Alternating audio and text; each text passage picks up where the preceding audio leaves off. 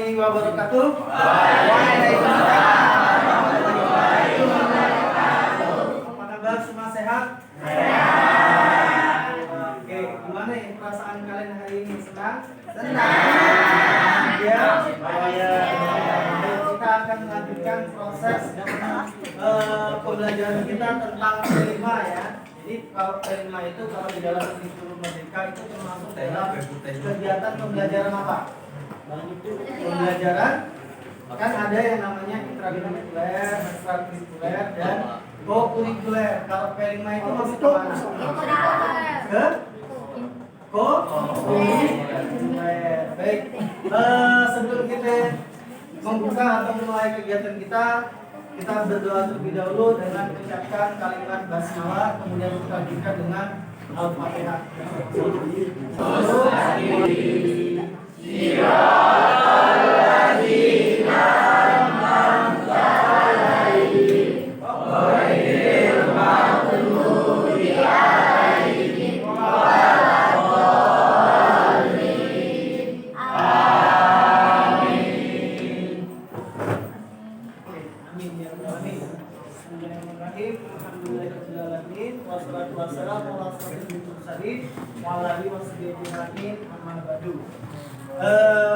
Jadi untuk pertemuan kita pertama ini sebagai pengantar ya, sebagai pengantar atau pembukaan untuk kegiatan P5 kita yang insya Allah nanti kita akan selenggarakan sampai 10 kali pertemuan atau 10 pertemuan. Nah, tanya dulu, kira-kira ada tidak yang paham P5 itu apa? Project. Ya, coba angkat tangannya. Sederajat coba. Sederajat. Ya, apa aja? Proyek penguatan profil pelajar Pancasila. Proyek penguatan profil pelajar Pancasila. Nah, coba ada nggak yang tahu kenapa P5 itu penting diadakan di sekolah? Rapi ya. Kata-kata nih. Ya. Siapa yang berani coba? Kucuk. Dengkok. Ya, kenapa? Satria. Ya, coba berdiri Satria. Kenapa penting P5 itu diadakan? Supaya meningkatkan rasa kepemimpinan dalam diri sendiri. Oke, supaya meningkatkan rasa kepemimpinan dalam diri sendiri. Kasih tepuk tangan dulu. Ada lagi nggak yang berani? Coba yang cewek-cewek nih. Pak nanya nih, yang cewek-cewek. Zia coba, yang malu-malu nih Zia. Nah, kira-kira kenapa Zia? Perlu adanya P5 di sekolah Zia. Ya, begini Zia. Nah, kelihatan.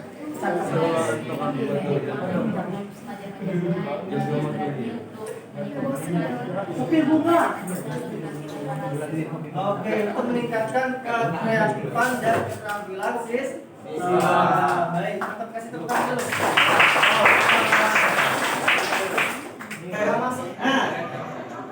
P5 adalah singkatan dari profil pelajar Pancasila. Pancasila yang merupakan konsep pendidikan di Indonesia yang bertujuan untuk membentuk karakter belajar sesuai dengan nilai-nilai Pancasila. Karakter itu apa ya? Kebiasaan seperti apa? Kebiasaan yang sesuai dengan nilai-nilai Pancasila. Coba Pancasila itu yang pertama apa istilahnya? Kedua,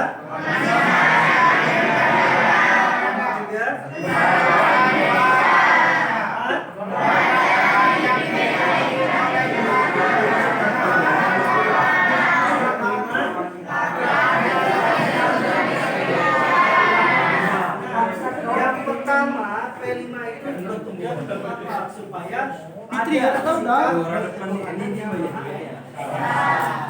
kita akan dimana belum? Kemudian yang kedua, pengisian yang adil dan berat. Melalui P5 kita belajar bagaimana untuk memanusiakan manusia. Gimana caranya memanusiakan manusia? Bersikap dengan baik, adil, bijaksana. Kemudian apa? Bertanggung jawab, amanah, disiplin, memperlakukan manusia atau teman kita dengan baik. Yang ketiga, persatuan. Jadi dalam kalimat nanti ada yang namanya bentuk gotong royong, kebersamaan bersatu. Meskipun nanti ada dari berbagai macam ras. Jadi meskipun nanti ada yang berbagai macam ras, kemudian ada yang beda agama, tapi kita tetap belajar untuk bersatu. Yang keempat apa?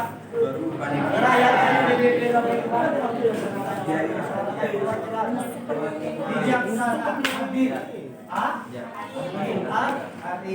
Punya kebijaksanaan, belajar untuk bijaksana, belajar adil. Dan yang terakhir adalah jadi kita semua berhak untuk mendapatkan perlakuan yang sama.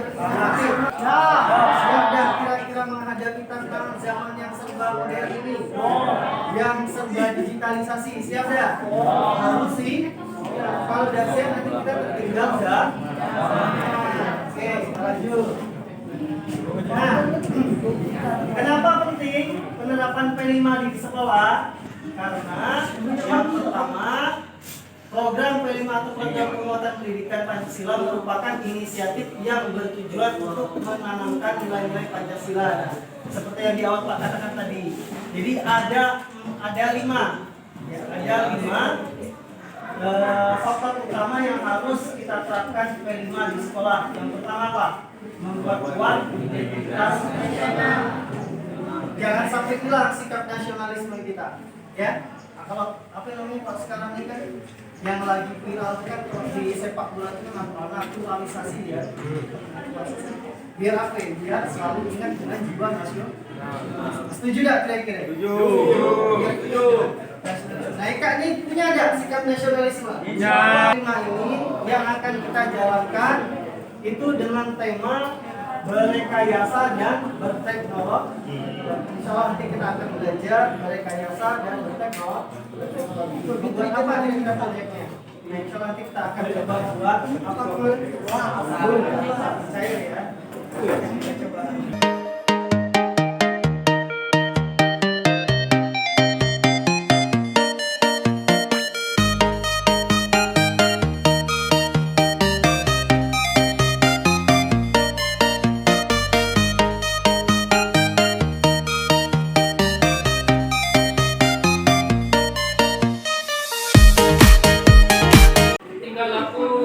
Yang biasa kalian lakukan atau kita dalam begadang. Begadang jangan begadang.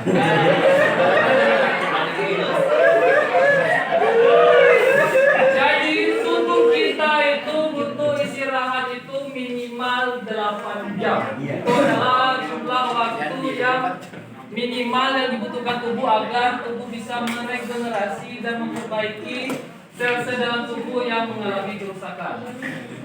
Ketika masih sering kalian begadang, otomatis tubuh semakin lambat untuk meregenerasi, memperbarui apa yang ada di dalam tubuh kita agar tubuh kita kesehatannya bisa terjaga. Bagi yang kalian yang sering begadang, berhati-hatilah. Di sini saya harap kalian untuk membatasilah begadang. Kecuali sekali-sekali kalian ingin mengerjakan tugas atau memang kalian mengerjakan sesuatu yang memang sudah deadline. Sekali-sekali nggak apa-apa. Baik dari begadang maupun mengatur pola makan kalian, mengatur pola kehidupan kalian. Ya. Semakin kalian menjaga kesehatan, semakin panjang juga peluang kalian untuk hidup di muka bumi ini. Oke, pola hidup sehat. Sini ada berbagai macam, tidur yang cukup biar mata segar. Terus rokok dan alkohol udah gak zaman, jadi cukup dihindari, jangan lagi. Kurangi stres, dengerin good rest, artinya dengerin perintah-perintah Tuhan, ikuti aturan Tuhan. Banyakin makan sayur dan buah, ya. Banyakin makan sayur dan buah. Bagi yang tak suka sayur, mulailah untuk mengkonsumsi sayur, karena sayur banyak mengandung vitamin yang dapat menjaga kesehatan tubuh. Terus futsal setiap minggu boleh juga, artinya berolahraga, bergerak. Yang terpenting jangan lupa bahagia. Fisik kalian sudah sehat, jangan lupa untuk bahagia. Ya. Semoga di sini semua Bapak doakan selalu bahagia. Ya.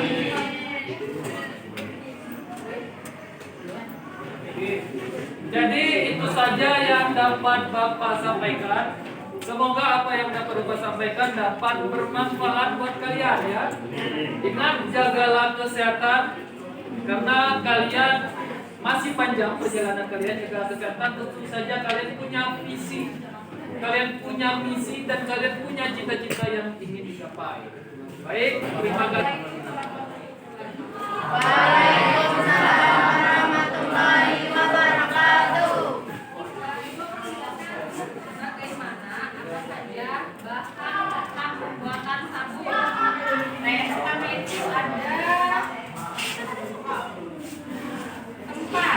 empat wadah atau mangkuk yang berukuran 250 gram. Terus yang kedua ada minyak zaitun. Minyak zaitun itu kegunaannya adalah untuk menambah atau bahan-bahan dari pembuatan sabun. Yang kedua ada coklat. Kedua disebutkan untuk ekstrak saja dalam pembuatan sabun. Kemudian ada spatula atau mix manual yang digunakan untuk mengaduk bahan pembuatan sabun. Nah, penggunaan blender adalah menghaluskan tumbuhan yang sudah kita potong-potong kemudian kita ambil ekstraknya. Yang terakhir ada spatula. Spatula kegunaan untuk wadah tempat mengambil bahan sabun dan diletakkan ke dalam perangkat. Terima kasih sudah mendengarkan bahan-bahan sabun yang sudah dijelaskan tadi. Waalaikumsalam. Dengan merek pasaran yang ada. Kemudian ada Ampitol. Ampitol, agak kecepatan ya saya menjelaskan.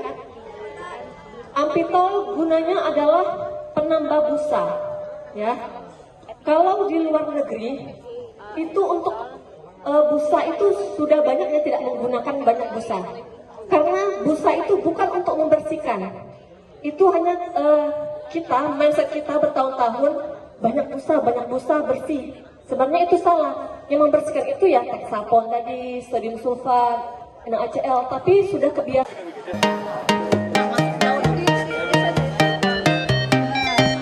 Aduk dulu ya. Jadi kalau untuk laki-laki itu bisa menggunakan tulang pipa. Yang ini aku ini. Itu aduk.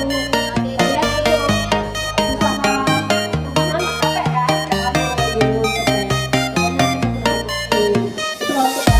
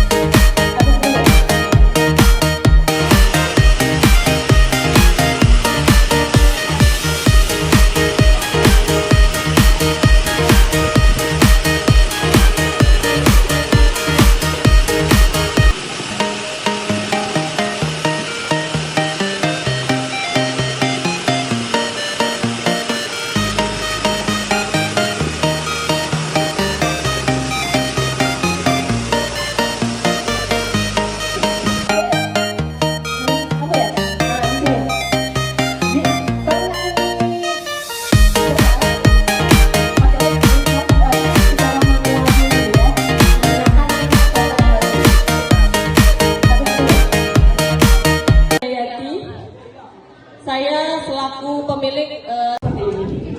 Yang pertama, ibu yang mau kedinasan seperti jadi polisi, tentara, SPPDN, Akpol dan lainnya, benar ada?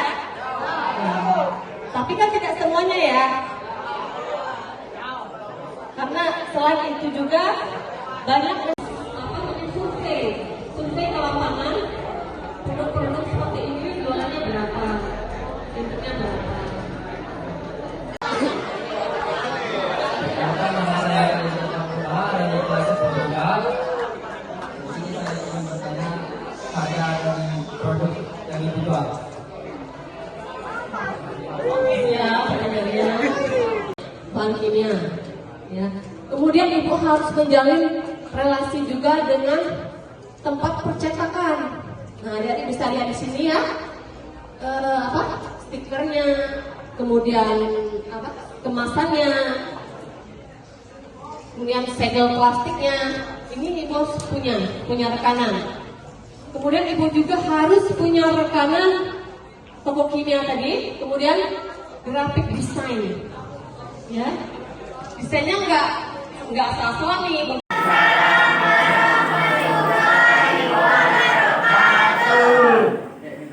Di sini kita akan menjelaskan tentang konsep inti pemasaran. Sebelumnya kalian tahu apa itu pemasaran? Apa pemasaran?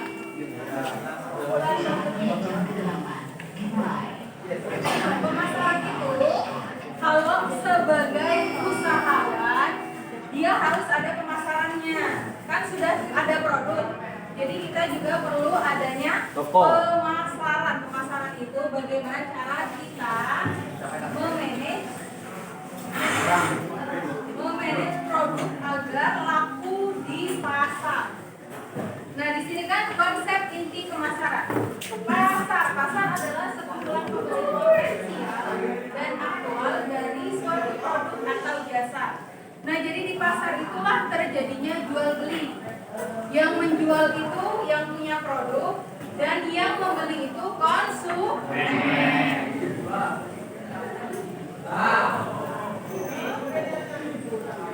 Dalam pemasaran, itu menciptakan, mengkomunikasikan dan menyampaikan serta menukar produk yang bernilai dan bisa digunakan untuk konsumen. Jadi bagaimana cara kita untuk menarik perhatian para pembeli sehingga produk kita itu laku dan terjual.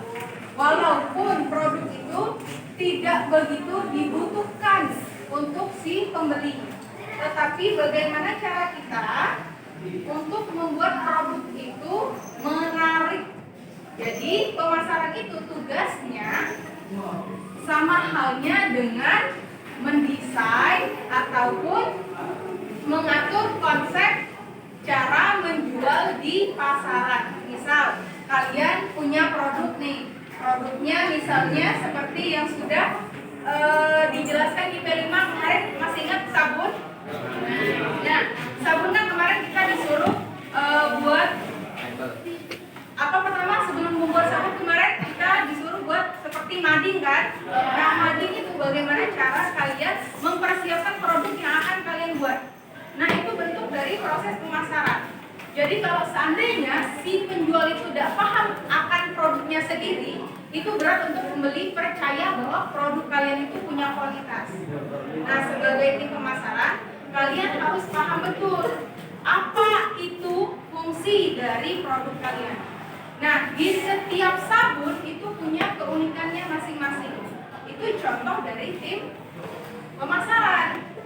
Kalau seandainya si A dan si B punya sabun, sama-sama sabun mandi, apa bedanya? Yang satu mungkin bisa melembutkan kulit, yang satu bisa mencerahkan kulit. Nah, tergantung konsumennya butuhnya yang melembutkan atau yang mencerahkan. Jadi sudah ada ketertarikannya dari bentuk fisiknya. Misal nih, kalian beli buku, pasti kalian lihatnya dari cover kan? Ya. Padahal isinya belum tentu menarik, belum tentu bermanfaat. Jadi, kalau membeli produk, kalian harus paham